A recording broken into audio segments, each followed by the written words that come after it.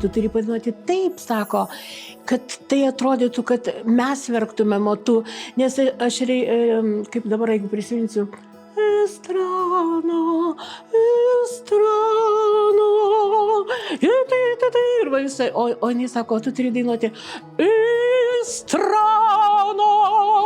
Turi dainuoti su tokiu, gal aš čia per garsiai. Bet kaip gerai skamba. Aš maniau, kad tu nuoskaudų turi daug, nes kai tavo ta istorija buvo, kai iš tavęs viską atėmė, kiek tu ten palauk, 600 000, kiek ten buvo?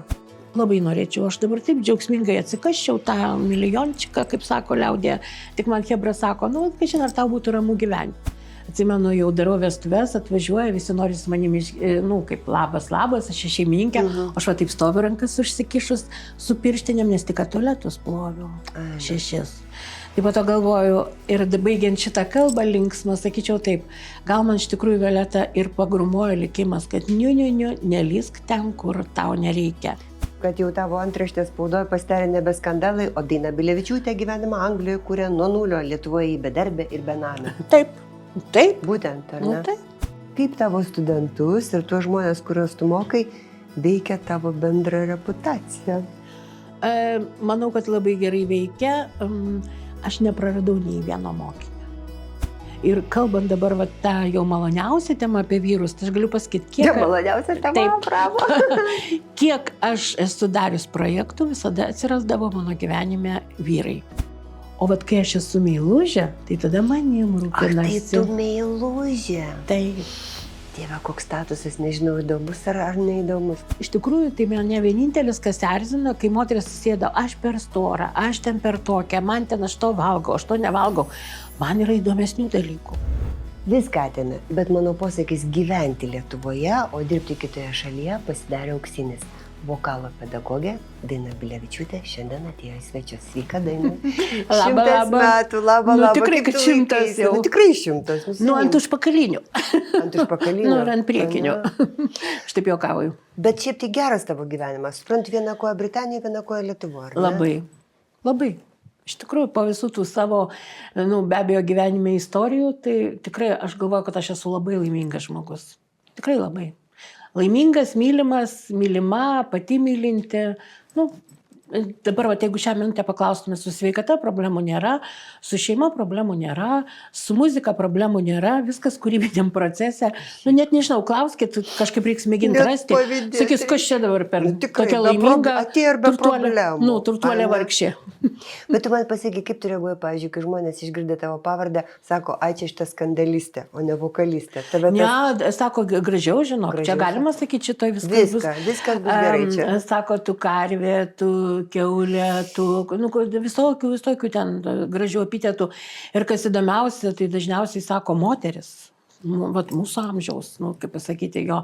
Tai man ten skandalistė, kaip čia pasakyti, žinot, kaip toks yra žemaitiškas charakteris. Mirsiu, bet nepasiduosiu. Gal dėl to ir visą laiką laikaisi savo krypties ir gal dėl to, kaip ir pati sakai, gaunasi toksai kaip ale skandalas. Nes, ta prasme, tu žinai savo vertę, tu žinai savo tiesą, o kiti nori tave kažkaip tai truputėlį pažeminti, tai tu laikaisi ir tada taip. O matai šitą kokią. Aš tai visą laiką galvoju, čia tavo tokie PR-iniai triukai, tokie įmai, kad visą laiką būti viešumoje, kad visą laiką gauti dėmesio, nes tas stimuliuoja veiklos žinomumą. Galvoju, čia gerai nesugalvojus. Jo, bet aišku, aš viduje stengiuosi viską daryti, netgi tuos skandalus, aš stengiuosi daryti per kūrybą ir per kažkokį tai prasmę. Tai pasakysiu, ką be paimtume, kokį nors net mano nuogos fotosesijas, turbūt kur čia liesim tą klausimą, tai viskas aišku liesim, viskas yra su prasme,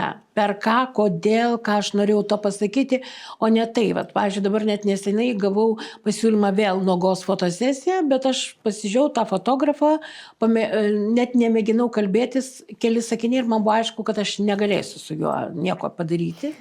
Tai reiškia, fotografus tu renkies, ne jie tave? Jo, aš vis dėlto bendrauju, kalbu, ar aš galėsiu kažką padaryti, tą, ką būna, kad ir aš pati pasiūlau, ir būna tai ir moteris, bet jeigu tai yra vyras, tai tada aš jau turiu turėti tokį pasitikėjimo jausmą, vat, kaip yra su tais vyrais. Kad komfortiška būtų. Jo, kad komfortiškai būtų. Ir tikrai, jeigu randėti žmogų, kurio estetika atitinka mano, tai tada taip. O jeigu matau, kad tai viskas eina į tą egzotiką, erotiką, seksomaniją, tai tada aš sakau, stop. Man netgi tas dalykas turi būti kaip menas. Tai turi būti kaip menas. Taip, erotika yra menas. Taip, nes tada gaunas jau ne. Nes kitaip pornografija. Nu taip. Beveik. Tiesą sakant. Gerai, čia aišku. Dabar pašnekam apie tavo muzikos projektus. Aš čia tyrinėjau su kolegėmis, žiūrėjom tavo biografiją, nepaslaptis, ir aš pagalvojau, tu baigus solinį kamerinį dainavimą. Ir tai ne šiaip kokia mokyklėlė, bet tai yra dabartinė Lietuvos muzikos ir teatro akademija. Ir tu pasukai į tos lengvuosius žanrus. Taip. Taksime, kur tavo traveta? Tu norėjai kada būti scenoje su kokia? Dainavau, operos studijoje Džildą dainavau. Tiesiog taip, aš visą laikotarpį gal, kai aš gimdžiau savo pirmąjį projektą Metamorfozės, kur tada su orkestru ir kur tas buvo popsas sujungtas su tuo.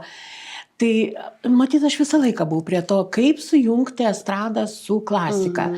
Ir taip susiklostė mano likimas, kad baiginėjant akademiją, aš pasijutau nėščia, buvo galimybė važiuoti į Vokietiją, kaip daugam dainuoti jau į operos, reiškia, spektaklius, kaip su Džildos, bet gavosi taip, kaip gavosi, susiklostė tos mano socialinės sąlygos, gal taip reiktų pasakyti, paprastai.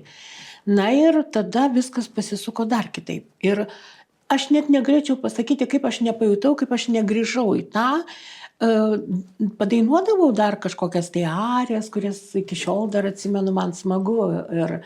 Ir vat būtent Violeta, atsimenu, kai dirbau su dviejom savo profesoriam, estrano tą, reiškia, ariją, vat, pasakysiu taip, išmokau ir galvoju, dabar ten taip liūdna, jinai miršta, jinai turi atsisakyti meilės ir aš ją taip išmokau, kad taip vat negera, liūdna ir mano profesorė sako, kas tu yra dabar, kaip tu čia dainuoji dabar, skaudėsti, tu čiagi miršta, čiagi, sakau, tragedija, viską. Sako, ne, sako, tu turi padainuoti taip, sako, kad tai atrodytų, kad mes verktumėm, o tu, nes aš, kaip dabar, jeigu prisiminsiu, estrano, ir va visai, o jinai sako, tu turi dainuoti estrano, turi dainuoti su tokiu, gal aš čia per garsiai. Bet kaip gerai skamba, kokią čia akustiką turim. Tai va, ir taip pat yra gyvenime, tikrai buvo labai įdomu, man labai patinka klasika, dėl to aš ją ir jungiau, bet va, tas popsas kažkaip mane nutempė, nunešė ir man labai patinka ir aš pati pradėjau kurti ir esu kūrybiniuose procesuose iki dabar. Bet tavo ir daug tų projektų, aš skaičiavau labai daug. Labai daug, aš tikrai visą gyvenimą tokius, aš nuo pat mažens, aš jungiau visą laiką dailę, muziką, tuos visokius įvairių žanrus, netgi rūbą pradedant, visą laiką pas nebuvo daug. Ir kaip mano profesorė sakydavo dainavimo, mano profesorės buvo dvi, tai baigiau aš pas profesorę Argustinę Ireną, o prieš tai mokiausi pas profesorę Kiselienę Aldoną. Tai abi buvo labai labai fantastiškos mokytojos ir kaip sakydavo, mes negalim tau nieko pasakyti. Tu tokia ir esi, 50-50, pusė per pusę. Tau ir čia menai, tau čia ir dailė, ašgi ir piešiau, ir tapiau, ir tau vat, ir tą lengvesnį žanrą, sako, ir net nežinau, sako, kitą kartą, ką tau pasakyti. Ar tu vis dėlto būsi ta operos dainininkė, ar ne. Ir mano va, toks išskirtinumas mane taip ir atvedė iki to, ką aš dariau Lietuvoje. Taip praktiškai pirmoji tokių maštabų, tokių mastelių sujungiau po tą popsą. O kuris tavo projektas buvo tau toks sunkiausias, kad tu prasikaltum, kad tave pamatytų, kad tave vertintų ir pripažintų kaip profą toj srityje? Tai aš, kai atėjau iš klasikos, tai buvo mini opera su Česlovu Gabaliu ir mes su tokia labai įdomiai padarėm ir nuo to prasidėjo žinomumas. Tai buvo tikrai labai įdomu, kai dabar atsimenu, sėdime M1 ir Marijonas veda laidą, tada Trūsabaka, taip vadinamas. dainos. Jo. Ir Česka dainuoja su birbinė, aš dainuoju su kanklėm. Jie taip sėdi, klauso, kaip sako, čia įdomu. Tai komponuoja birbinę ir kanklės. Jo, bet mes jau va, tam stiliui tokiam. Nu, vat nuo to prasidėjo. Ir tada atėjo prodiuseris ir sako, o kaip tu, jeigu su orkestru tai padaryt? Sakau, jeigu su orkestru mūsų tie kūrinėliai tos jaunos klasikinės kompozitorės rimtosios muzikos gal yra tokie truputėlį ne tokie būtų populiarūs, nors buvo smagi muzika, tikrai turim ir kompaktus, ir video, ir klipus, bet sakau, vat klasiką galim pamėginti. Ir va tada iš tikrųjų prasidėjo, kad pakliuvom pas maestro Gintarą Rinkevičių ir pirmas pokalbis įvyko toks, kad sako, gerai, sakom, duodu mėnesį ir aš ateisiu po mėnesio paklausyti, ką jūs galite parodyti. Ir aš, kas įdomiausia, iš tikrųjų surenku jaunus artistus, klasikoje tada jau buvo populiarių, žinomų mum vardų, bet aš ėmiau jaunus, popsistus, vis tiek kokius jau turim Lietuvoje ir mes visą mėnesį dirbom. Tai iki šiol, atsimenu, atėjo maestro, tai dabartinė Rinkevičiaus žmona Donata, jinai tada buvo mano vadybininkė, kaip dabar atsimenu, jinai laikė va taip užrėmusi, va taip rankas, duris, kad Mikutavičius nepabėgtų. Petrikytė buvo su šlapia nugara ir vienu žodžiu, kas dainavo, kas ne, aš už visus, dabar aš. Ir vienu žodžiu, bet viską parodėm, ką mes pasiruošėm, jis tai sako taip, sako, aš pasirašau. Ir nuo to prasidėjo metamorfozės ir atsimenu į pirmą repeticiją, aš kaip meno vadovė nuėjau. Ir visi groja orkestras ir taip kikena gal truputėlį, taip viską ir aš taip galvoju, o Dieve, galvoju, matai, čia... tie klasikiniai muzikantai, operistai, solistai, jie visi žiūri iš aukšto į tą lengvą žanrą, čia taip jau yra dėja. Taip, bet kas pasidarė, kai atėjo pirma repeticija su dainininkais, viskas pasikeitė. Jie pradėjo ploti, ir vienu žodžiu, tai buvo mylimiausias dalykas. Ir nuo to atėjo mano populiarumas. Į tą pirmą projektą su Kongresų rūmose su orkestru atėjo ir prezidentas, ir merai, ir visi. Valdžia pripažino. Visi. Dabar tu man pasakyk, kaip tu pati sugalvojai eiti valdžią, tiksliau rinkimus. 2008 metai tu kandidatuoji. Čia buvo tas laikas, kai Valinskas sukūrė, kaip ten vadinasi, Tautos prisikėlimo partiją. Ir visi menininkai, šaumenai nuėjo į politiką. Tu buvai šone ar kartu su jais? Mane kvietė Arūnas irgi, bet aš prieš tai jau turėjau patirtį su mūsų menininkais. Tai yra labai žymus žmonės, pavardžių neminėsiu, bet kadangi ne vienus metus dirbau su jais, tai aš pagalvojau, o Dieve, sunkus atvejis. Ir kažkaip tada prisilaikiau į tą pusę, su Arūnu nejau, bet prieš tai mane buvo įkalbėjęs amžinatilsį Kęstutis Glaveckas ir su centru. Bet aš ir tokia buvau, daugiau gal ėjau į debatus irgi visus socialinius, kas man, ką aš galiu akcentuoti, atsimenu, bet ten mėgindavo mane ir pamaudyti tenais visokiose ekonomikos ir taip toliau klausimuose, bet kažkaip atsilaikydavau. O daugiausia tai, ką aš padariau, tai visą Hebrą mūsų, amžinatilsį ir Povilaitis, ir Miščiukaitė, visi dainuodavo, turėdavo gerą darbą, nes būdavo didelės šventės Lietuvai, kai būdavo rinkimai. Tai manau, kad tai tokia patirtis irgi buvo smagi, su nuotykiais, važiuodavom į tuos politinius susiėjimus, tai atsimenu, važiuoja iš eilės visi su savo mašinom ir policija stabdo, nes mes visi vėluojam, sako, nesuprantam, kas čia vyksta, tik Povilaitis buvo, tik Meškėla, tik dabar čia, kas čia vyksta, sakau, čia vyksta. Tai buvo tokių smagių visokių istorijų ir jos ganėtinai, sakyčiau, aš tokia būdavo, prisiminimas yra dar su ponu Gentvilu Eugenijum, kad buvo liberalai su centru draugaudavom ir man sako, Eugenijus Gentvilas sako, tik Daina, nepamirškite ten mūsų vieno tokio pavardės, nes pavardės vardo labai gerai, sakau, aš ten rašausi. Ir kai išėjau pristatinėti, Kęstutį Glavecką pristatau, o Gentvilo, kaip užkliūva vardas, nes man tas vardas. Ir aš gerbiamas, ir aš Gentvilas, ir po to jis man sako, po to jau politinių debatų, sako, Daina, jūs mano pavardę pamiršot. Sakau, taip. Pavardė, vardą. Taip, sakau, bet jūs man su tuo vardu kažkoks Leandras, kažkoks ten buvo, sakau, man taip susukot, kad aš nebegalėjau atsiminti jūsų vardą Eugenijaus, nors puikiai Geras. žinojau. Nu, bet taip jis, aišku, neįsižeidė, bet draugiškai pasišnekėjom. O žiūrėk, o per pastarosius rinkimus tavęs nebekviečia? Ne jokia Nu, partija? ne, gal aš dabar kažkur tai truputį toliau, aišku, aš matau tą Lietuvos gyvenimą ir iš tikrųjų labai labai yra sunku moraliai suvokti, kad tik ta Lietuva išliktų, atsilaikytų, nes matau Anglijos pusėje gyvenančių lietuvių didelę dalį, kurie jau vaikai net nebekalba lietuviškai ir kurie ten dirba ir ta Lietuva jiem iki, bet taip irgi per pusę. O čia Lietuvoje, ta tvarka valdžia, aišku, yra labai sudėtinga, labai gaila. Aš maniau, kad tu nuoskaudų turi daug, nes kai tavo ta istorija buvo, kai iš tavęs viską atėmė, kiek tu ten palauk, 600 000, kiek ten buvo? Oi, ne, ten baudų delspinigių. Jo, ten buvo visko. Po to, kai advokatai jau įsikišo, kad čia turėtų, suprantat, kaip yra, tuo metu buvo krizė pasaulinė, reiškia, bankai mums suskaičiavo 10 kartų mažiau, o mūsų kreditai buvo 10 kartų daugiau, tai turėjo lygiai taip pat viskas pasiskirstyti. Bankai savęs nenuskriaudė, o mus visus išdūrė. Ir po to advokatai, o čia reikia to užsiimti. Bet tau ten labai rimtai pripaišė, ten suklastoti dokumentai, projektą investavai ten kažką ne taip kaip... Atsimeni, ašgi buvau pas tave toje Margučių. Taip, tai jie ten po to aukščiausiam teisme ten kažką nuėmė kažkokius, vis tiek paliko man baudą. Ir aš tada, man tada advokatas Sviderskis pasakė, čia wow, čia kaip gerai viskas, sakau, man čia nieko negerai, sakau, mane turėjo išteisinti, aš viską praradau, visus pinigus, savo norą, galimybės ir dėl kažkokių tai žmonių taisyklių. Bet tu tikrai ten nieko neklastojai? Labai norėčiau, aš dabar taip džiaugsmingai atsikaščiau tą milijončiką, kaip sako liaudė, tik man Hebra sako, kažin ar tau būtų ramu gyventi, aš gyvenu ramiai, iš tikrųjų laimingai.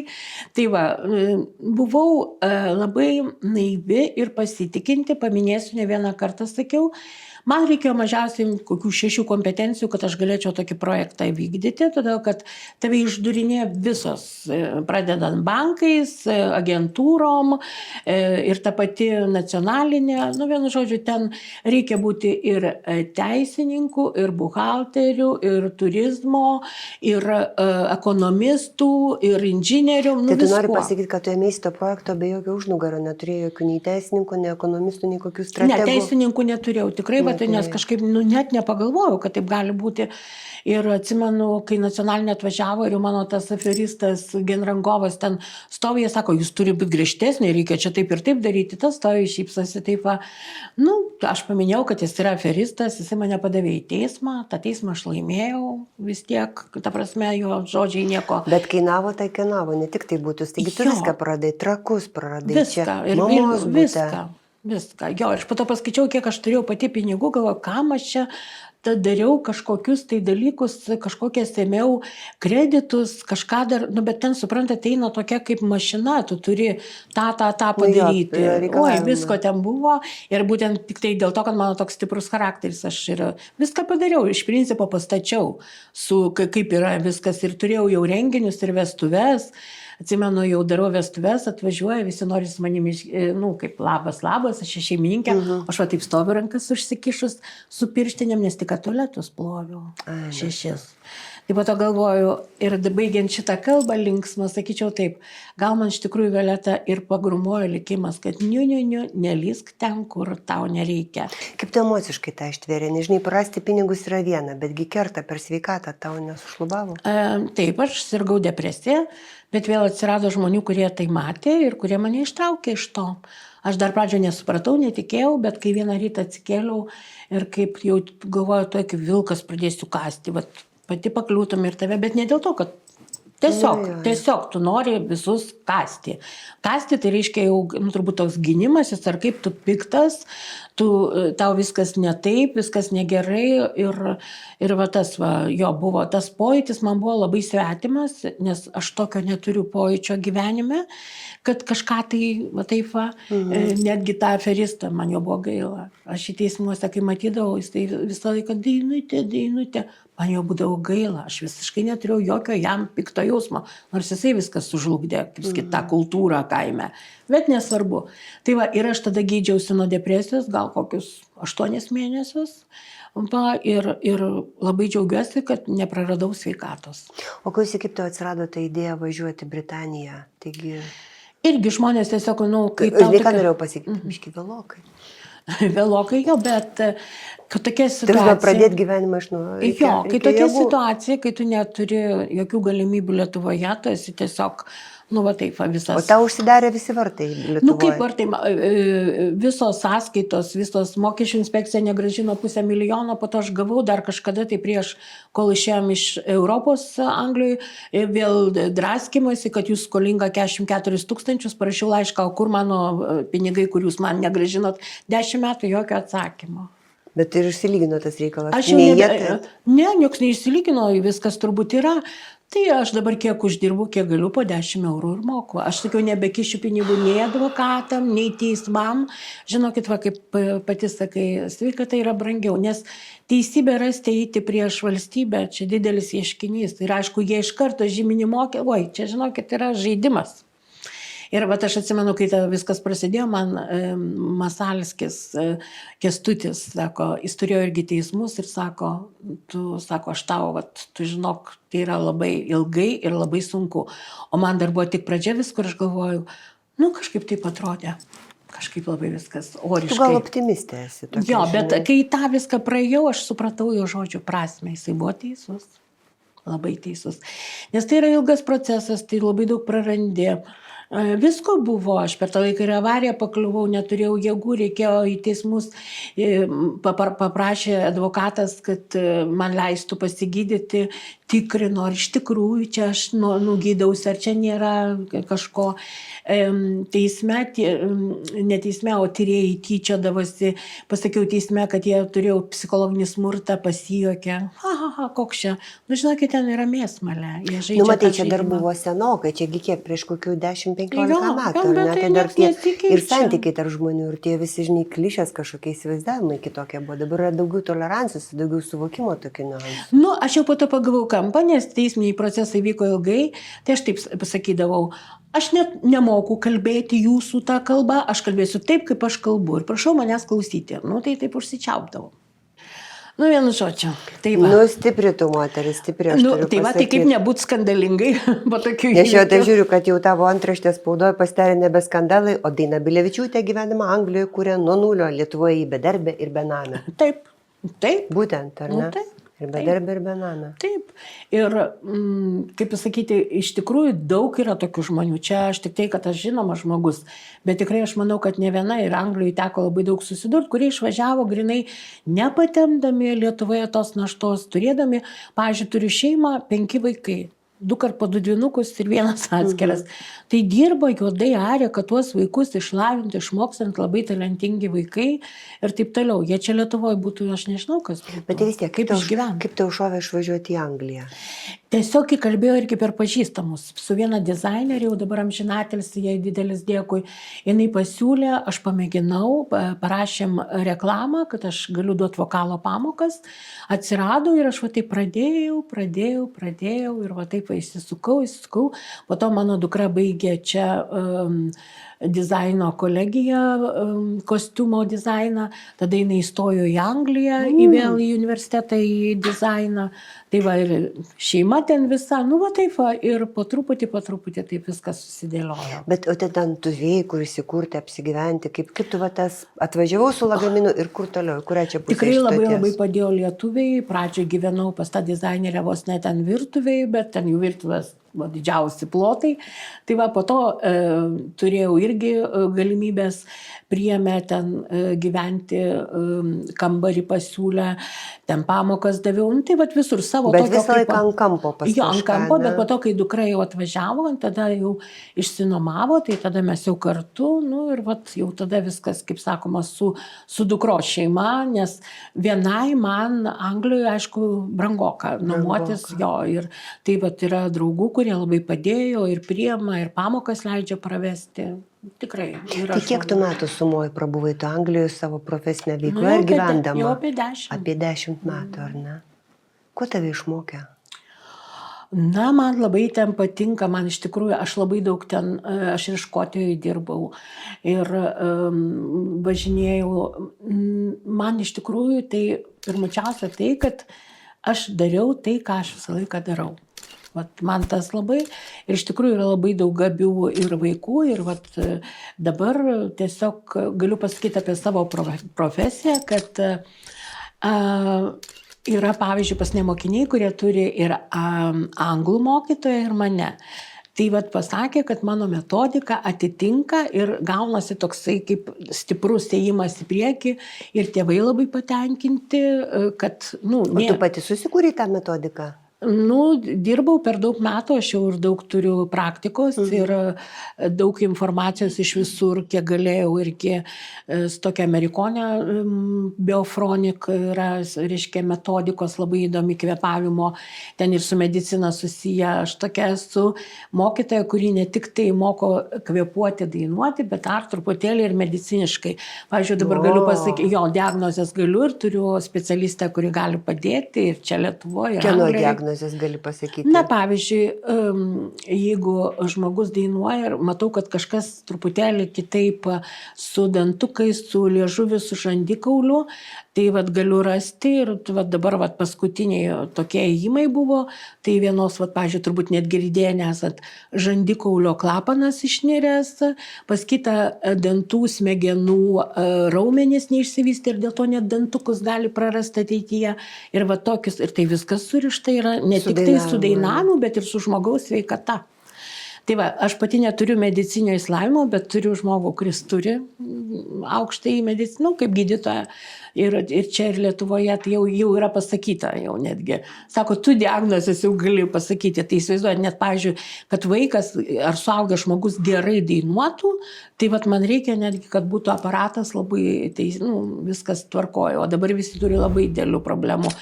Net, tarkim, turiu vieną labai gabią merginą, va dabar ruošiam Lietuvos Eurovizijai, tai netgi jai atlaisvinom seilių latakų kanalus taip, kad jinai galėtų. Vat. Kokiu būdu jūs atlaisvino tas kanalus? Tai čia gydytojo tą darė, jo, aš pačiai bet tai yra toks truputį skausminga. Ir aš turiu iš tas Biofronik, turiu medžiagą, jinai yra rusų kalba, nes tenais yra daug pasaulio medikų ir dainininkų, akademikų pasirašę. Ir aš pradėjau ją versti ir galvoju, reikia tokią medžiagą paruošti, nes ten iš tikrųjų labai yra, jinai naudinga ne tik tai, kurie dirba su garsu, bet ir dėl žmonių sveikatos. Bet dar tam neturiu tiek laiko, pradėjau kokius 6 puslapius išverčiau, biškai galvoju, dar neturiu tiek laiko, tai matyti jau, kai būsiu pensinio amžiaus. Klausyk, tu Lietuvoje irgi turi pamokas čia, ar dabar tik tai Anglijoje pamokos?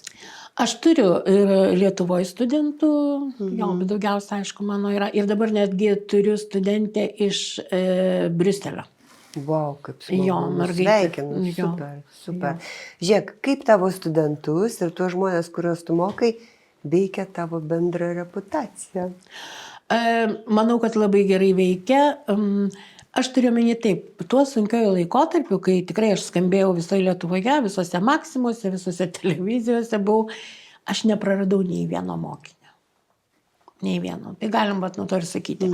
O dabar visi žmonės yra, ne visi, bet dauguma tolerantiški. Tai jo protingi ir jie visi supranta ir tikrai nėra ten kažko tai, o su mokiniais aš labai gerai sutariu. Bet, pavyzdžiui, kai buvo mano 60, turiu tokią mokinytę, kuriai ten 5 metai, atėjo, jinai ir iškėmė sveikina ir sako man taip, tu sena. Dabar galvoju, taip, man 60, jai 5, taip, ne, juk negalim. Gal tą metro liniuotę, tai labai skirtumas jaučiasi. Jo, bet po to aš jai sakau, palauk, mane kaip išdažys, iššukuos ir ten visai padarys, sakau. O tada aš tau pamatysi, kokia tavo mokytoja gali būti. Ir ten buvo ta fotosesija, kur ten Grand Prix gavo, čia turbūt atskirai bus įdomu paklausyti. Ir liepiau mamai nusiųsti tą nuotrauką ir mama rodo tą mano nuotraukas ir filmuoja ją. Ir jinai, kokia tu graži, vienu žodžiu. Tai dabar, kai jai buvo 6 metai, aš atėjau, ją sveikinu, dovanoju šokoladas ir sakau, tu sena dabar. O jinai man sako, va taip, tai va mes pasišnekam. Gerai, Apie geras vaiko gyvenimą. humoro jausmas. Labai, tai va tokie vaikai. Ir, pavyzdžiui, aš kai pasijungiu, man tavo 6 metų. Labas, Dainyte. Kaip smagu. Kitokios kartos. Taip. Mes ko gero daugiau kompleksų turėjom. O tu beje turėjai kompleksų vat gyvenime kokiu nors? Ne. Neturėjai niekada? Šaunuolė Ne. kokia? Aš tokių, kad kažkaip ne, tikrai ne. Aš nuo 3 metų dainuoju ir nieko, tokia, vat visą laiką buvau artistė. Žodžio. Arti. Arti. Jo, Tais laikais, jo. Tada buvo labai gėda, kad aš dainuoju. Ir taip atsimenu, važiuoju, kur nors dainuoju. Ir man atrodo, kad mes nieks negirdi. Ir po to tik tai girdžiu, kai tėveliam sako, oi, taip gražiai tą mergaitę dainuoja. Galvoju, kodėl čia mane visi girdėjo, kodėl čia aš tik savo dainavau. Tokių vaikiškų turėjau, aišku, dalykų. Žiūrėk, o kada tau atsirado idėja apie tas fotosesijas? Kodėl vat jas reikia daryti? Jo, pasakysiu, galbūt pradedant nuo to pirmos tos nuogos fotosesijos meninės, tai buvo pasiūlymas, aš ilgai kalbėjausi apie tai ir kai mes jau padarėm tą visą fotosesiją, fotomenininkas pasakė taip, žinai, sako Daina, kai moteris pamato rezultatą, jos verkia, tiesiog verkia iš to, kad kaip gali atrodyti. Ir aš galvoju, dar aš nemačiau to rezultato ir galvoju, aš tai jau tikrai neverksiu. Aš tokia jau pratus, prie visko jau čia. Ir kai mes padarėm ten pirminius tos bandymus ir jisai man tiesiog iš fotoaparato taip tiesiog paėmė, taip truputį parodė, kas čia aš ką pamačiau, tada aš supratau, apie ką jis tai kalba. Tai čia kas liečia tos, o kodėl? Būtent buvo dialogas dėl formos, kad aš esu kitokios formos, nestandartinė moteris ir kad tame norime matyti meną, grožį ir kad tai yra, kad tai yra labai viskas natūralu, faina ir ne kitaip. O aišku, tas vidinis toliau buvo toksai. Kad kodėl, jeigu, ir čia turbūt dėl mano, atsimenu, ir klubai buvo moterų tie, kodėl, nes kad moteris, kai jau einam į tą gražų savo gyvenimo etapą, staiga tu pasidarai kažkokią storą, negraži, gal ten nemylima ir kad viskas ne taip, tu nebejauna. Ir aš taip galvojau, visą laiką mane gyvenimą lydi, nepatyriau to, aišku, turėjau ten 3 vyrus, išsiskyriau, bet aš turiu omeny, kad nepatyriau to, kad tu ten tokia, šiokia, anokia. Aš visą laiką jau esu dievinamas objektas. Negirdėjai priekaištų jokių, ne? Vat aš dėl to esu labai laiminga, nes kitą kartą pasikalbėdavau su moterim, kurios santuokoje gyvena ir kaip pirmas sakinys yra, kad vyras sakė, aš ten per storą ar per kažkokią, aš sakau, tą pačią minutę sakai, viso gero. Nes, taip, tai iš karto aišku, kad ne. Ir galbūt aš už tas moteris, kurios yra kitokios, nestandartinės, dėl to aš pradėjau tą daryti. Kad kodėl mes pradedame jaustis kitaip, kodėl mes esam kitokios. Ir mano tie mėginimai ne tik tai su fotosesijom, aš gerų rūbus siuvau ir turėjau daug klienčių, kad nebijokime apsirengti ryškiai, nebijokime dar tai. Taip, aišku, tai yra mano matymas. Aš nesu vis tiek profesionalė, aš mėgstu meną, bet baigus esu dailės mokyklą, bet aš vis tiek nesu taip, duonas iš to nevaldo. Taip. Bet kodėl labai aš daug paltų tokių įdomių prisiūs ir liemenių ir suknelių. Tai tu ir pati rengdavaisi, man atrodo, pagal savo modelius. Taip, aš pagal savo modelius. Tai ir iki šiol turiu tos rūbus, pasirinkdavau medžiagas ir iš tikrųjų moteris labai sekė. Tai yra dalis moterų, kurios irgi jos pamato, kad Bilevičiūtė pasivaizduoja, jinai stora, tokia ir jinai vokaliui, to kodėl aš negaliu. Ir jos pradeda džiaugtis to gyvenimu. Tiesą sakant, aš tą dariau jau nuo mintis, ta buvo pirma nuo Bridgetos Jones pirmosios knygos. Taip. Didžiulis burbulas. Ir aš kaip dabar atsimenu, aš važiuoju troleibusu iš paskaitų ir aš skaitau tą knygą ir aš tiek žviegiu, visi atsisuka, aš negaliu sustoti. Kokia fainuolė, kaip jinai, grinai mūsų moterų mintis. Tai aš netaip apsirengiau, tai aš per storą, tai aš prisirūkiau, tai aš prisigėriau, tai su to vyru ten kažkas, ar ne. Vis tiek, dabar grįžtam į tas fotosesijas. Ir kas iš tų fotosesijų tau? Ir tada, kaip pasakyti, ne tai, kad parodyti save, bet, nu, teisingai jo. Bet ir nesakyk, ir parodyti, taip, nu. bet nepabijoti savęs, kokia tu esi ir galbūt pastatyti šalia tų 90, 60, 90, kad aš esu ten 1,20 m, metro ir 1,20 m. Nu, vat, taip va. Ir iš tikrųjų tas labai gerai paėjo. Aš tapau vienos kompanijos, kuri pardavinėja kailinius, odą, rūbus įvairius, aš tapau reklamos veidu. Taip, modeliu, todėl, kad ten tos mergaitės, jos labai, nu, tokios, kur 90, 60 ir dar mažiau, labai gražios moteris, o kai yra daug klienčių tokių kaip aš ir jos negali parodyti. O šeimininkė pati tokia mano draugė ir amžinatėsi Katunskytės draugė, jinai sako, nepamėgintumėm, sakau, kadangi mačius mano visus mėginimus, sakau, pamėginam. Ir puikiai sekėsi. Ir aš pati, ir man 60-mečio proga padovanojo rožinius audinės kailinius pagal mano modelį, su tokiom odegom. Jo, visko ten prikūrėm man baltą paltą pasiuvo. Bet žiūrėk, aš tai noriu paklausti tokio dalyko. Tu kai pasidarai fotosesiją, tai kaip ir savo pasidarai dėl savivertės, dėl savęs, dėl savo džiaugsmo. Bet tu, kai ją išviešini, prasideda visokie liūnai ten. Taip. Pelkės, taip, visokie komentarai. Kaip tu tą išgyveni? Išgyvenu, tai va dar ateinant. Šiandieną, pavyzdžiui, Facebook'e aš Hortenzijų parke mes pasifotografavom. Ir aš dar radau tokį Julijos, sakysiu, senoviškai žilėninį siūtą man rožių sijoną iš projekto vieno, iš mano, kur buvo.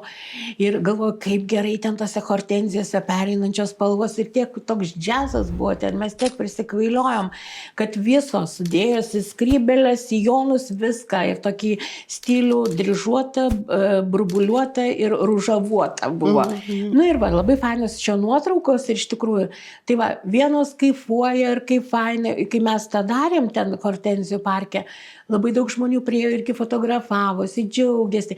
Ir jie vaikšto visi tokie, žinai, nu paprasti tokie, o mes tokias kaip iš filmo, žinai, ištrauktos. Va, o taip, o kita pusė gyvai ne, bet spaudoje, va, kaip įdedi, ojojoj. Iš mes socialiniuose tinkluose, ar ne? Aš nežinau, net turbūt negalėčiau čia pasakyti tų žodžių, kokių aš sulaukiu. Ir tiesiog aš suprantu, kad tie žmonės, jie yra nelaimingi. Čia jie yra, pati savo pateisinti. Jo, jie yra nelaimingi ir aš kai pamatau kartais jų nuotraukas, aš specialiai visą laiką pasižiūriu, kas rašo, jeigu yra galimybė.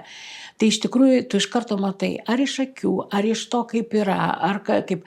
Labai daug kas klausia, va irgi, kodėl tu tą darai, kodėl.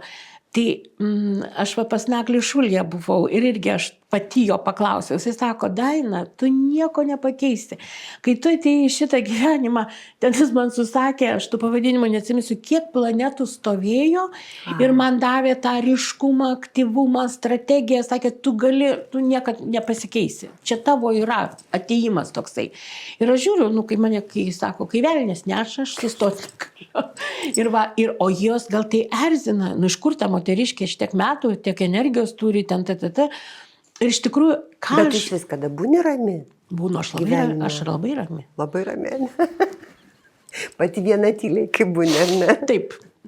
Nu, bet tokio, kad man taip, tokio gal nelabai.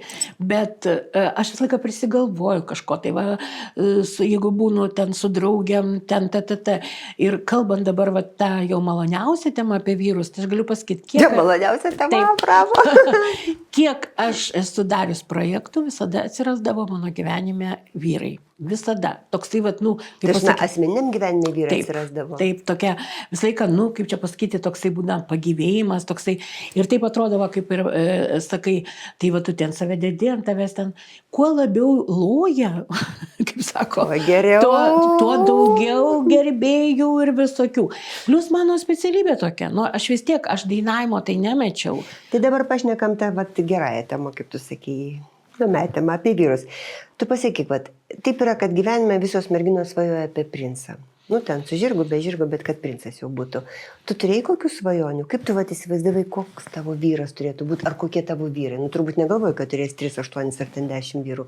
Vis tiek galvoji apie vieną kažkokį. Tai va, kokia tavo svaja buvo? Kažkaip, kad turėti tą antrą pusę, ypač kai buvau jauna, reikia sakyti, tai visą laiką norėjau. Tai visą laiką to trūko, galvojau, kad visą laiką labai noriu, nes mokslai buvo labai tokie išraiškingi, sunkus, visą laiką egzaminai, visą laiką tu turi būti formoje, negali labai į vakarėlius eiti, kur jau tais laikais mes... Askezės reikia. Jo. O dabar tai iš tikrųjų kažkaip viskas labai eina greitai. Turėjom tą projektą su moterim, 6 klubą buvo vyras mano gyvenime. Tarkim, dabar aš turiu ir gerbėją, ir žmogų jau 9 metai, kuris mane myli. Negaliu skūstis, o gerbėjų va tiek, tik reikia mokėti. Bet kaip faina. Fain, visokių yra. Yra tokių, kur, kaip pasakyti, aš tokį turiu truputėlį ir cinišką jausmą tiem vyram, nes aišku, visi jie ko nori. Jie nori, kad tu būtum su juo. Prie kojos. Jo. Tai aš taip pat sąlygas pristatau, fantazuoju. Jeigu vyras normalus, tai jis su visko sutinka. Bet jeigu vyras yra nenormalus, tai jisai ką? O tai kokios ten tavo sąlygos? Kaip čia mes tik kalbėjom, tas žirgas baltas, pilis, deimantas, žiedas, ką ten dar reikia? Vienu žodžiu. Bet kokie užaukštintų reikalavimų moteris. Taip, būtinai ir ten viskas turi būti. Ir jeigu vyras yra koks nors ten truputėlį toks egoistiškas, tai tas iš vis tada pradeda pykti visokiais negražiais žodžiais, o tie, kurie normalus, tai gali sutikti gal ne su visom. Tai kur tavo deimantai, kur tavo briliantai? Brilikai padėti. Padėti saugiai, neseife. Ne, gerai, iš tiesų, kokius tu, pavyzdžiui, vyrų keli reikalavimus, koks tau yra priimtinas charakteris, poelgiai, būdas, kokia tau vyro geriausias, su kuriuo tu geriausiai jautiesi? Žinot, kažkaip aš galvoju dabar apie tai, kad man vyras turi būti geras. Jis turi būti geras tau, jis turi turėti savo hobį, jis turi turėti savo gyvenimo kredo, kad jisai būtų asmenybė. Nes jeigu jisai toksai tik tai prie televizoriaus ir, Žodžiu, su žmogum turi būti įdomu, ar ne? Taip, turi būti įdomu ir aš labai vertinu tuos žmonės, kurie turi savo hobį, kurie, tie vyrai, kurie tikrai kažko domisi, tai nebūtinai teatras, kinas ar dar kažkas, tai gali būti jų vyriški hobiai, man tada tai yra kažkoks jau atsvara man, nes mane sulaikyti labai sunku, nes tikrai labai sunku. Man, kai buvo 50 metų, aš buvau sugalvojęs, kad aš noriu ištekėti jau 4 kartą ir tas vyras manęs nesulaukė 3 dienas, aš turėjau grįžti iš Londono. Bet tai jau dabar, kiek man 61, taip 10 metų, jisai skambina man visą laiką, o gal mes galim grįžti prie to, o gal mes taip, o gal anaip. Bet tu tikriausiai nesutiksi. Ir tu nesutinki tikriausiai. Sakau, tai buvo laikas ir taip. Apie vyrus galima pasakyti taip, kad aš visada gal dėl to ir erzinu kai kurias moteris, nes būtent man labai daug ir vyrų rašo. Tarkime, jeigu bet sakau, praeiti mano mėsmalę nėra taip lengva, nes jeigu tai yra, ir kaip vienas man pažįstamas sakė, aš visą laiką labai, man nepatikdavo, pavyzdžiui, man rašo jauni vyrai ir jie siunčia savo erotinės nuotraukas. Taip, o man galvoja, ką man siunčia, man vyras nuogas, ką žinau, man labiau protas gražus. Ir tada tas mano draugas sako, sako, reiškia, jie į tave žiūrėdami, ar tai, galvodami apie tave, jie, toks... Patiria seksualinės fantazijas, ne? Sako, čia yra labai gerai, aš taip galvoju, nieko tau gerai galvoju, man tai... Gerai, čia bent jau sveika. Čia vyrų komentaras toksai. O aš kaip ir kiekviena moteris, buvo labai juokingų ir situacijų, turėjau saugusias mokinės Anglijoj. Ir vyksta pamoka, aš jungus kompiuterį, ten fonogramas, viską ir staiga man per Messengerį tokia žinutė ir aš taip, ir jos kažkaip stovėjo šalia ir aš taip, ir mes visos taip, ir nesuprantam, kas ten yra. Ir, kai supratom, tada vienas sako, ištekėjusi, Sako, o Dieve, sako Daina, o kodėl man, sako, neatsiunčia tokių nuotraukų jum? Aha, sako, palauk, sulauksi mano metų ir tau siūs, sakau, žinai. Tai mes taip nuotraukui buvo. Nu, mes kol supratom, ten buvo, vat, ten rimtai buvo. Oi. Nu, bet žinai, kaip išmeta, tu negali nei ten. Taip, nei patrauksi, nieko. Tai va, tai dar aš gavau komentarą, kaip čia taip jums siunčia, o mum nesiunčia jaunom gražiom. Klausyk, o tau žiūrėk, aš dabar klausiu, nu tau visada viskas gyvenime gerai, tau yra buvę kada nors, kad tau blogai ir nėra išeities ir tau sėdi nukabinus nosį. Nu, aišku, tą minutę, kai aš viską praradau, nu, ta minutė, ilgas procesas. Negaliu sakyti taip, vidiniai buvo. Ir mane išgelbėjo tai, kad aš pagalvojau apie tai, o ką aš nusinešiu į kitą pasaulį, nieko. Nu, čia tokia filosofija. Ir tas man padėjo, kad nieko, nu, va tas man padėjo. Nes kažkaip turėjau tiek daug ir tiek visko. Ir staiga netekau, nu, tai yra normalu, kad žmogus tu jauti tą. Čia nevaidinsiu, kad čia jau taip. Bet kažkaip išmoksti gyventi be to. Ir galbūt po to, kai jau viskas įvyko, tikrai tų pasiūlymų ir draugauti, gyventi buvo ne vienas. Bet aš visą laiką galvojau, nu kaip aš apkrausiu tą vyrą savo problemom, savo tais milijonais, kuriuos praradau ir taip toliau. Kažkaip visą laiką tokia laikiausi tokios saugaus. O dabar jau kažkaip įsitraukiau kitoj šalyje į tą gyvenimo būdą. Man labai patinka Britanijoje. Jo, labai patinka, sakau, ir nemažai keliavusi ir daug mačiusi. Įdomi šalis, graži, labai turtinga savo visokiais. Bet ar tu sugebėjai ten užmegzti socialinius saitus, draugystės ryšius kažkokius? Taip, yra didelė bendruomenė įvairių ir lietuviškų, ir nelietuviškų žmonių. Ir iš tikrųjų labai yra įdomu. Ten gali labai rasti save ir gyvena tikrai, ten tas aktyvumas, tai tikrai yra labai didelis. Ten tikrai tu gali daug ką pamatyti, daug ką sužinoti ir užtat tik tai tiek vienintelis bet, tai kad yra labai didelė masė žmonių, aš Londone būnu, jo, tai didelė masė žmonių ir ta masė jinai truputėlį vargina. Tu neturi privatumo, tu ten, kaip mes prie jūros nenuvažiuosi ir kad pliažas tuščias, ten jau taip nėra. Tai užtat ta Lietuva yra žavi tuo, kad tu turi tą laiką, kai tu gali pabūti su mišku, su jūra, su saulė, ta mūsų privati, tas labai. Tavo dukra dabar gyvena Anglijoje, taip. Ne? Tu pasakyk, o kaip tu ją auginai? Tu gyvena praktiškai auginai mergaitę? Nu, praktiškai mano tėvai padėjo, kai buvo dar gyvėjau, jie išėjo garbiam amžiuje, taip, padėjo labai. Tai mano dukra dabar kaip tik už kelių dienų anūkui bus 2 metukai. Ir jie dabar gyvena labai gražiai vietoje pajūry, jūra 300 metrų, jie turi tenais tokį būstuką įsigiję. Tai labai gražiai vietoje. O kaip dukra reaguoja į tavo tos gyvenimo visokius tokius bangavimus, skandalus, fotosesijas, projektus, veiklą, viskas atlaikė. Jo, tik tai tiek, kad mes susitarė, kad aš niekur jos neviešinu, taip susitarė, nes jinai šito neatlaikytų. Jai tas yra ir neįdomu, ir, vienu žodžiu, kiek galiu, tiek. Bet nesakė, mama, kada tu baigsi? Ne, jinai sako, mama, kada tu tą šeichą susirasi? Ar reikia dar šeichą surasti? Taip, sako, mama, tau reikia šeicho, sako. Ir manęs niekaip prakalt negali tavo šeicho. O tu kokias pastangas dedi, kad tą šeichą surastų?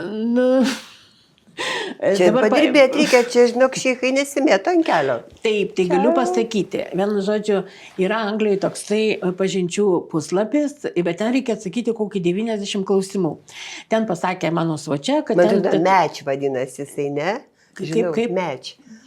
Metro, kai važiuoja visur match. Ne kažkokia fish. Nesvarbu. Bet nuo lygių priklauso. Metro nekaba. Vienu žodžiu, bet tai buvo labai juokinga situacija. Ir vienu žodžiu, ten reikia užsipildyti viską. Pildėm, aš jau 20 klausimą pavargau, kitą kartą jau pavargau.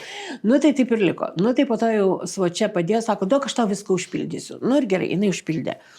Ir ten pradėjo visokie rašyti, aš turėjau ten atsakyti, ką žinau, nu ten taip šiaip ir baisiai atrodo ten, nu aš negaliu sakyti, žmonės visi gražus, nu bet jau ten, nu gerai. Yra, kurie kelia pasitikėjimą ar ne, kelia jo. Nu ir pagaliau mane vienas jau prisikalbino kažkoks tenais, aš dabar nebeatsimenu, koks jau aš ten galvoju, nu gerai, grįždama iš darbo, metro, aš ten tokioj kavinutėje prie pat namų susitiksiu, išgerti tenais sulčių, kavos ar kažko tai. Nu ir mes susitikom, nu, simpatiškas, toksai nedidukas vyras, viską pradėjom. Bet kas atsitiko? Galiu pasakyti tiesiai šviesiai. Jisai ten vyno pasiūlė man, sakau, negeriu, sakau, man sulčių kokio, viską tvarkoja. Ir mes sėdim. Ir ten tokie kaip, tos kavinės tokie kaip, tokios nišos.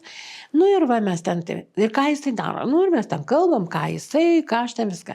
Bet jis kaip katinas prisiglaudė, jis mane apsikabino, nu kažkaip aš galvoju pradžioje, nu gerai apsikabino, bet kad jis manęs nepaleidžia, jis mane toliau visą, nu kaip ir, kaip čia pasakyti, nu kaip apčiupinėjo, nu kaip, jis tiesiog manęs nepaleidžia, nu va taip visą laiką, va taip. Nu, aš ir taip ir anaip, ir trečiaip, ir viską, ir jis mane vis taip ten, galiausiai jisai sako, einam iki mašinos, tu mane palydėk, jau ten mašinos tavo vežiau, žinau, kad tai mašina, jis jau nori užspausti. Ne, sakau, aš jau ten, tai aš su juo va taip turėjau, šiaip tai žmogus įdomus ir bet hobis. Ne šeichas. Ne šeichas buvo, ne. Ir hobį turi, jisai rodė nuotraukas, turi visą kambarį, kai jis ten rinko kažkokius iš viso pasaulio butelius, bet labai įdomius. Tikrai, nu, tokia kaip visa. O gal melavo, gal prisifotkinės kažkur, nežinau. Bet mane tas vat gniaužimas, jis mane vis... Nu tai va. Ir aš po to dukrai sakau, sakau, aš jau gal su tais anglais sakau, man kažkaip biškai sunku buvo. Ne, tu šeicho ieško. Man reikia šeicho jo, nu tai va. Tu man dar pasakyk tokį dalyką. Visi aiškina, kad antsvoris su sveikata nesuderinami. Kaip tu jautiesi? Tu man sakai, kad turi miegi gerai, tau viskas gerai. Nu, tu man dabar įrodyk. Aš labai gerai miegu. Kaip ten tave gąsdino, kas kažkada atsimeni? Jo, kai buvo man 50 metų, buvau kažkokioj tai laidoj ir buvo gerbiama Tulčina, gerbiamas Kepenis ir ten diskutavom apie tuos visus sveikatos, antsvorio. Nu ir aš laikiausi tos pozicijos, kad ir tarkim, apkūnus žmogus gali būti sveikas, kodėl jūs jau, kad jeigu jau turi antsvorį, tai tu esi nesveikas. Nu ir jie niekaip negalėjo manęs suriesti, bet sako, nu tai pažiūrėsim, kas su jumis bus po 10 metų, va tada pakalbės, tipo, kad aš sugriūsiu, sulūšiu ir jau ten visai viskas bus blogai. Tai va, nesugriuvau, kai 60 buvo.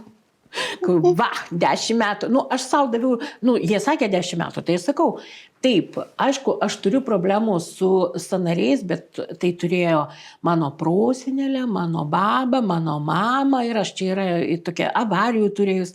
Nu, tai ta prasme čia yra. Bet cholesterolio neturi, spaudimo neturi? Ne.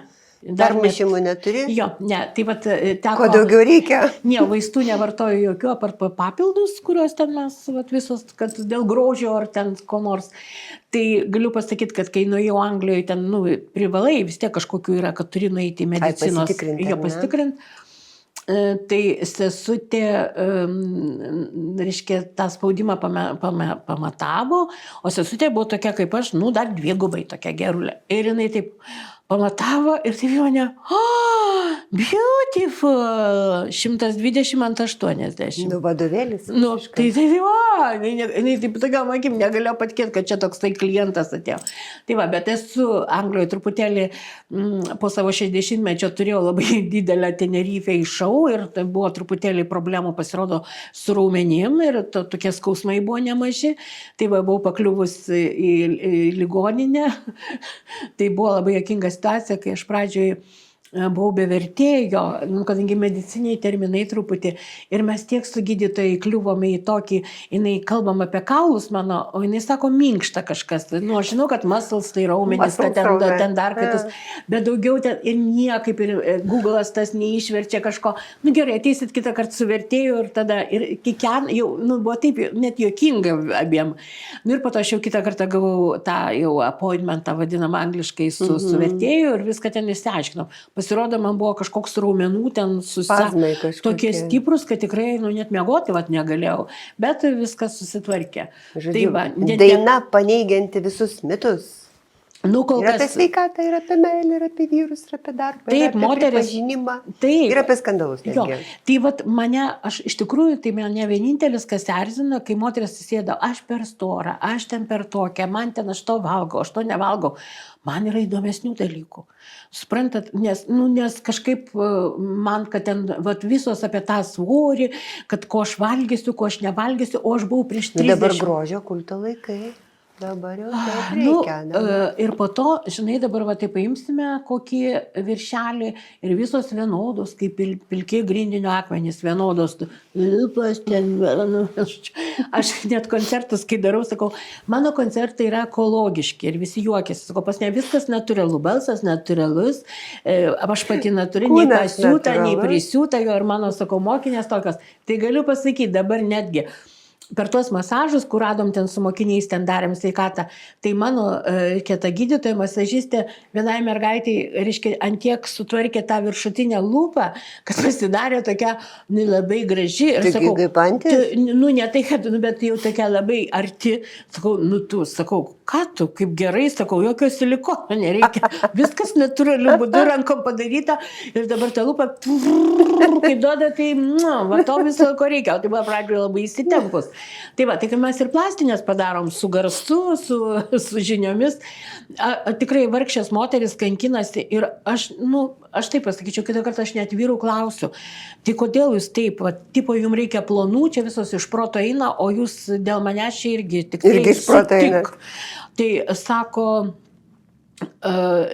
iš tikrųjų, tai vat, vyrai, kaip sakyti, oficialiai gal nori turėti tą aukštą laibą, ploną, bet svajonėse, fantazijose labai arti manęs. Minkštų reikia. Jo, tai va, tai čia iš tikrųjų reikia visokių ir aukštos lieknos irgi yra puikus, super. Svarbiausia, man atrodo, kad kiekvienai moteriai turėti galvoje save, kad būti laimingai. O kas atneša laimę? Taip, vienos džiaugiasi vaikais, kitos be abejo ir vyrų, kokiu ten, kad labai geras ir taip toliau. Tai va, mano likimas toksai, aš turiu labai daug kūrybos, aš turiu labai daug aktyvacijos muzikoje, dainavime, mene, rūbuose. Va, dar apie modelį pasakysiu, va, čia pradėjau, kad rūbus dar demonstravau. Tai dar teko pabūti ir galvos modeliu.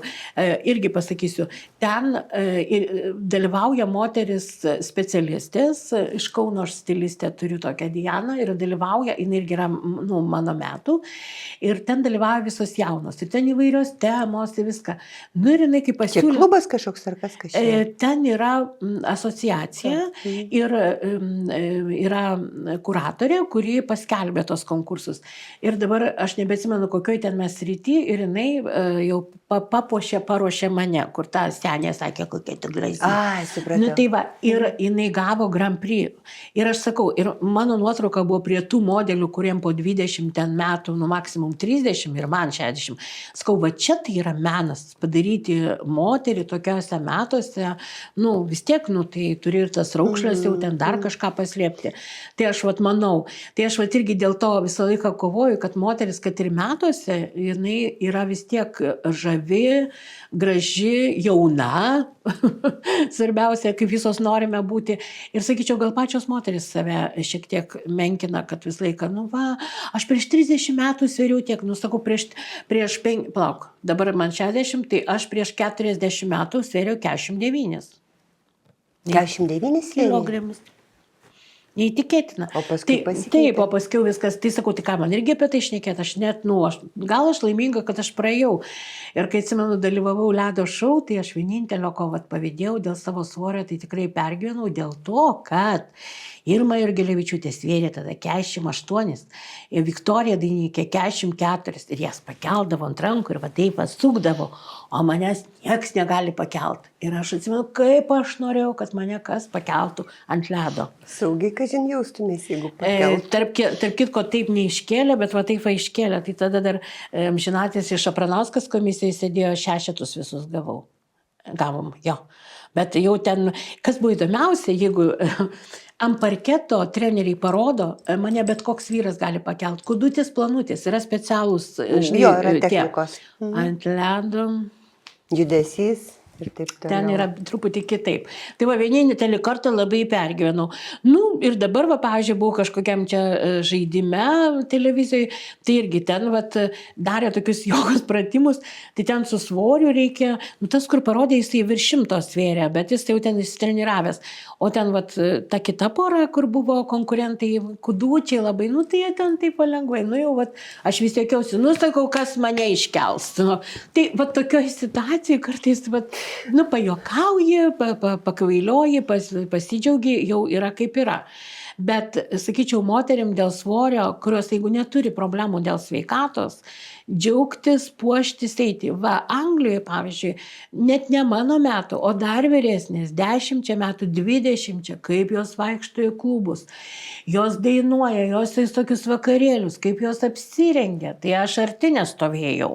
Čia, vat, aš kur dabar hortenzijas įdėjau ten su tuo tiuliniu sijonu, ten viena rašo man, tai rožytė jau pakaitalas. Sakau, oi, kaip malonu jūs matyti, ir įdėjau jos nuotrauką, kad jūs jau atsiradote.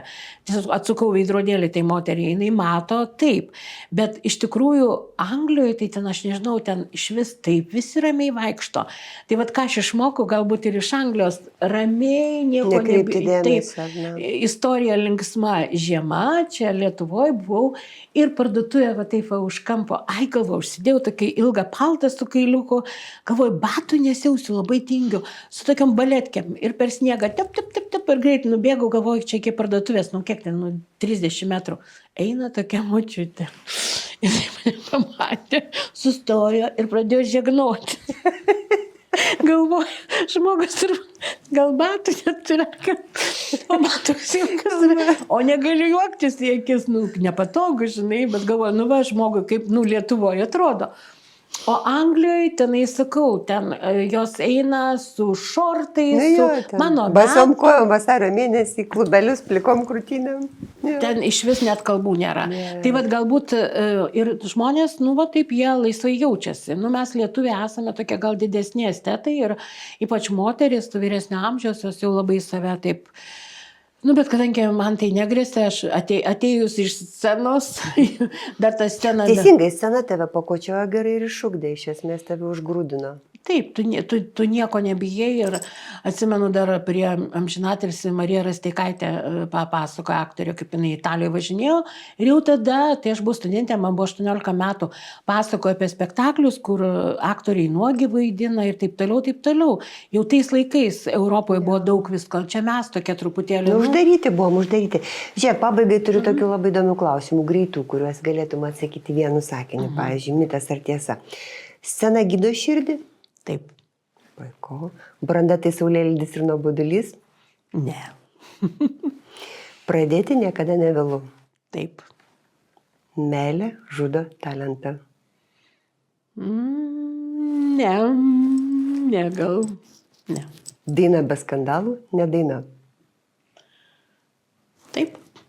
Ačiū tau, Miluoju. Buvo labai įdomu ir aš tau linkiu, kad viskas dėstytųsi taip, kaip tau atsekėsi iki šiol, kad tu plauktum lengvai ir be jokių didelių iššūkių, pamirštant tą paskutinį dieną.